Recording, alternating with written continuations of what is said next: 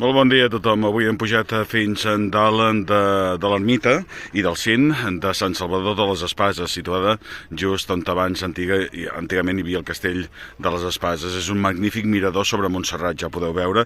Aquí hi ha una ermita, l'ermita de Sant Salvador, que està just a sota d'aquest petit promontori que es troba dins el municipi d'Esparreguera, tot i que delimita també amb Vacarisses i amb Olesa de Montserrat. És un excel·lent mirador, com hem dit, sobre Montserrat, té 412 metres, és un dels cims essencials de la Federació d'Entitats Excursionistes de Catalunya i sobretot aquesta plana de la zona de Martorell, etc.